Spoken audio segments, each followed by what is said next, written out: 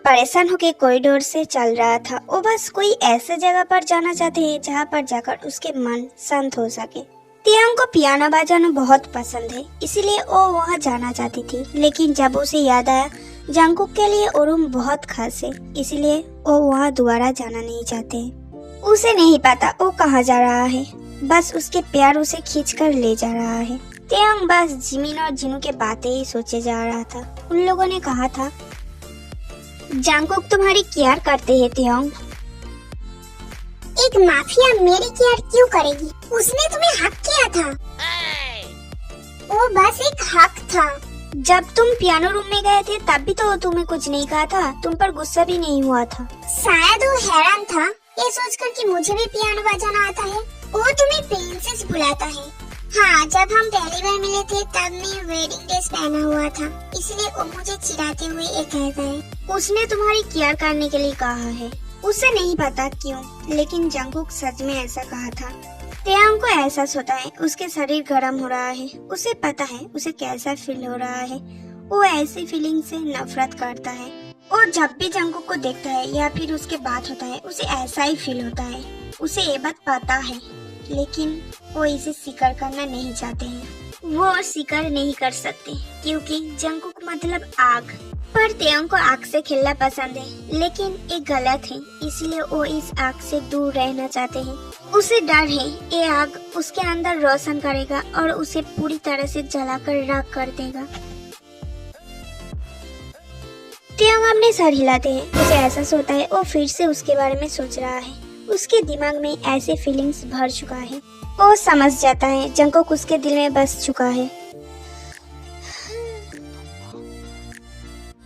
इसके लिए उसे मुझे रेंट देना होगा। तियांग रुक जाते हैं। वो सीढ़ियों की तरफ देखता है जो नीचे की तरफ जा रहा है। वो अपने आसपास देखता है कोई है या नहीं, फिर वो नीचे की तरफ जाने लगता है। तियांग सोचता है उसे ऊपर चला जाना चाहिए क्योंकि उसे नहीं पता ये सीढ़ियाँ उसे कहाँ लेकर जा रहा है, शायद बेसमेंट में। ये सोचकर तियांग कांप उठता है क्योंकि उसे उस दिन की बात याद आता है जब जंगकुक उसे यहाँ लाकर इस खाली रूम में ढकेल दिया था। तियांग खुद को कहता है, देखा वो कितनी बुरी इंसान है। उसने तुम्हें चोट पहुंचाया था, इसलिए उसके बारे में सोचना बंद करो। वो खुद को बार बार ये याद दिलाने लगते हैं, लेकिन कोई फायदा नहीं। तियांग एक दरवाजे के सामने जाकर रुक जाते हैं। वो उस दरवाजे की तरफ देखता है। उसने सोचा था उस पर ताला लगा होगा, लेकिन ऐसा नहीं था। तियांग दरवाजा खोलता है वही खाली और सिंपल बेसमेंट देखने के लिए, लेकिन ऐसा नहीं था। वो एक बहुत बड़ी अंधेरी रूम था जिसके हर एक दीवार की खाली जगह पर हथियार था, पिस्तौल, खंजर, राइफल।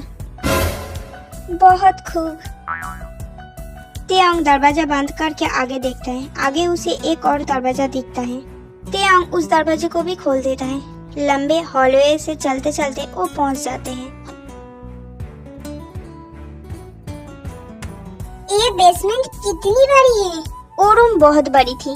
उसमें एक लाइन पे छोटे छोटे कैबिनेट था और उसके सामने 20 मीटर के आदमी के आकार के लकड़ी के लक्ष्य थे।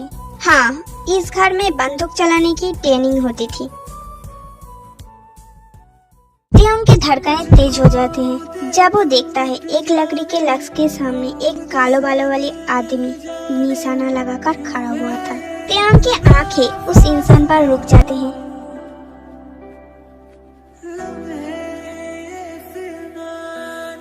तियांग सोचता है वो जंगकुक को देखना नहीं चाहते हैं क्योंकि वो उसे भ्रमित कर रहा है। वो भ्रमित नहीं होना चाहते हैं, इसलिए अभी यहाँ से भागने से अच्छा कुछ भी नहीं है। तियांग वहाँ से जाने ही वाला होता है तभी उसे एक आवाज सुनाई देती है। वो डर जाते हैं और चीख उठता है।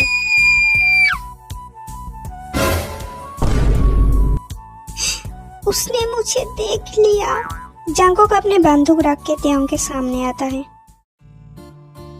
तुम यहाँ पर क्या कर रही हो?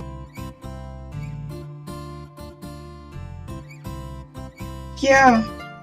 सिर्फ चल रहा था। तुम हमेशा कैसे हर जगह पर पहुँच जाते हो? ये ठीक नहीं है। वो मुझे नहीं पता, लेकिन मैं इस बिल्डिंग के जहाँ चाहूँ वहाँ जा सकती हूँ। प्रिंसेस, क्या तुम उस सीढ़ियों से उतर कर यहाँ पर आए हो? तेयंग जंगकुक की तरफ देखते ही उसके सांसें अटक जाते हैं, क्योंकि जंगकुक उसे बहुत प्यार से बोल रहा था। उसने तो सोचा था शायद जंगकुक उस पर चिल्लाएगा, उसे धमकी देकर पूछेगा, आखिर तुम मुझ पर गुस्सा क्यों नहीं होते? तेयंग ये पूछकर खुद ही चौंक जाते हैं। हाँ, क्यों मैं उसके ऊपर गुस्सा नहीं हूँ? मैं तुम्हारे लिए पागल हूँ। आप मुझ पर नहीं चिल्लाते, आप मेरे ऊपर गुस्सा नहीं होते, आप मुझे सीढ़ियों के बारे में पूछते और लिफ्ट से जाने के लिए बोलते। हाँ, सच में आप पागल हो। वो तायंग के पीछे पागल नहीं होना चाहते, लेकिन वो कर नहीं पाते। वो तायंग से नफरत करना चाहते, लेकिन वो ऐसा कर नहीं पाते। तुम ऊपर जाओ, ये जगह तुम्हारे लिए नहीं है। नहीं, मैं यहीं पर रहूंगी। हाँ, ये पूरा बिल्डिंग मेरा नहीं है, लेकिन कोई बात नहीं, मैं जहाँ चाहूँ वहाँ जा सकती हूँ। इसे छोड़ो, जॉन, तुम अपना काम करो, मैं देखूंगा। और हाँ, मुझे इम्प्रेस करना मत भूलना। तुम मुझे ऑर्डर नहीं कर सकते। आप भी मुझे ऑर्डर नहीं कर सकते। ये कहते हुए तेयंग के आंखें जंगकुक के होठों पर पड़ता है। जितनी जल्दी उसके दिमाग में गलत सोच आए, उतनी ही जल्दी वो वापस भी चले गए। जंगकुक को समझ आता है वो जो एक कठोर मुखौटा पहन रखा था, तेयंग उसे धीरे धीरे तोड़ रहा है। नहीं, ऐसा वो किसी को करने नहीं दे सकते हैं। वो सबसे ताकतवर माफिया बनना चाहते हैं। नहीं, वो किसी के लिए भी फीलिंग्स नहीं रख सकते, वो किसी के भी प्यार नहीं बन सकते, क्योंकि उसे लगता है उसने जो कुछ भी किया है वो यही डिजर्व करते हैं। नहीं, वो तेयंग के लिए सॉफ्ट नहीं हो सकते, वो तेयंग के लिए ऐसी फीलिंग्स महसूस नहीं कर सकते, क्योंकि 4 साल पहले जो कुछ भी हुआ था, उसके बाद उसने खुद से वादा किया है कि वो किसी को भी अपना भावना नहीं दिखाएगा, वो किसी को भी पहले की तरह खुद को कंट्रोल करने नहीं देगा। नहीं, वो तेयंग को उसे तोड़ने नहीं देगा। मैं तुम्हें इस बिल्डिंग के चारों ओर घूमने दे सकती हूँ। मैं तुम्हारे लिए सारे नियम तोड़ सकती हूँ। मैं तुम्हारे लिए एक मिशन छोड़ सकती हूँ, लेकिन तुम मुझे ऑर्डर नहीं दे सकते।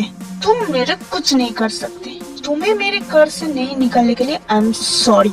जंगकुक गुस्से से एक कह के तेयंग को धक्का देकर वहाँ से चला जाता है। हाँ, उसने कहा था, जिमिन और जिनू ने जो कुछ भी कहा था वो सब झूठ है। वो खुद को यही समझाते रहे, क्योंकि वो खुद भी ऐसा ही फील करता है। जंगकुक कभी कभी जैसे उसके तरफ देखता है, वो उसे जैसे हाक किया था, वो कभी कभी जैसे उसके साथ बात करता है। तेयंग जंगकुक से नफरत करना चाहते हैं जैसे पहले करता था, लेकिन ऐसा नहीं कर सकते, क्योंकि नफरत भी मन से किया जाता है, लेकिन उसके मन कुछ और ही कह रहा है। उसके बहुत उम्मीदें थी, बहुत। उसने उम्मीद किया था शायद जंगकुक उसके सच में केयर करते हैं, शायद उसे सच में पसंद करते हैं, लेकिन